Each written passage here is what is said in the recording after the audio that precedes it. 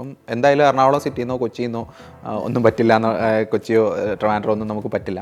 അപ്പം കൂടുതലും നമുക്ക് കുറച്ചുകൂടെ നമ്മുടെ തീരപ്രദേശങ്ങളെല്ലാം പൊതുവേ പൊല്യൂട്ടഡ് ആണ്. ഇപ്പോൾ നമ്മുടെ ഹൈവേയും എല്ലാം പോകുന്ന തീരപ്രദേശം. അപ്പം മലയോര മേഖലകൾ മിക്കവാറും കേരളത്തിലെ എല്ലാ സ്ഥലങ്ങളും ആസ്ട്രോ ഫോട്ടോഗ്രാഫി പറ്റിയ സ്ഥലങ്ങളാണ്. ഇപ്പം ഉദാഹരണത്തിന് മൂന്നാർ അല്ലെങ്കിൽ വയനാട് നമ്മൾ പോകുന്നു. അപ്പം കൊല്ലത്തിൻ്റെ നോക്കുകയാണെങ്കിൽ നമ്മുടെ ചെങ്കോട്ട, ഒരു കുളത്തൂപ്പുഴ ബോർഡർ, അവിടെ എല്ലാം നല്ല നൈറ്റ് സ്കൈ കിട്ടുന്ന സ്ഥലങ്ങളാണ്. അവിടെ എല്ലാം പോയാൽ നമുക്ക് മിൽക്കി വേയുടെ ചിത്രങ്ങൾ എടുക്കാൻ പറ്റും. ഈ ലൈറ്റ് പൊല്യൂഷൻ്റെ കാര്യത്തിൽ പ്രശ്നമില്ല. പക്ഷേ കാലാവസ്ഥ നമുക്കൊന്നും പറയാം. നമ്മൾ പലപ്പോഴും കോമഡി പറയാറുണ്ട്, ഈ പറഞ്ഞ പോലെ എപ്പോഴെങ്കിലും ഒരു ആസ്ട്രോണമിക്കൽ ഈവൻ്റ് ഉണ്ടോ അപ്പോൾ അവിടെ എന്തെങ്കിലും ഒരു കാലാവസ്ഥയുടെ പ്രശ്നം, മഴയോ മേഘമോ ഒക്കെ ആയിരിക്കുന്നത്. അപ്പം മഴ, മേഘം ഇതൊക്കെ ഒഴിവാക്കി കഴിഞ്ഞാൽ കേരളത്തിലെ മിക്കവാറും എല്ലാ മലയോര മേഖലകളും നല്ലതാണ്. എനിക്ക് സ്പെസിഫിക്കലി നന്നായിട്ട് തോന്നിയത് വയനാട്.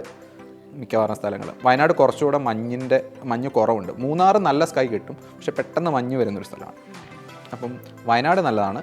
പിന്നീട് പർട്ടിക്കുലർലി നല്ല സ്ഥലം എന്ന് പറഞ്ഞു കഴിഞ്ഞാൽ നമ്മുടെ കണ്ണൂരിൻ്റെ വടക്ക് ഭാഗം, കണ്ണൂർ, കാസർഗോഡ്, പയ്യന്നൂർ അങ്ങോട്ടുള്ള ഭാഗങ്ങളുണ്ട്. ആ ഭാഗത്ത് നല്ല ക്ലിയർ സ്കൈ കിട്ടുന്ന സ്ഥലങ്ങളാണ്.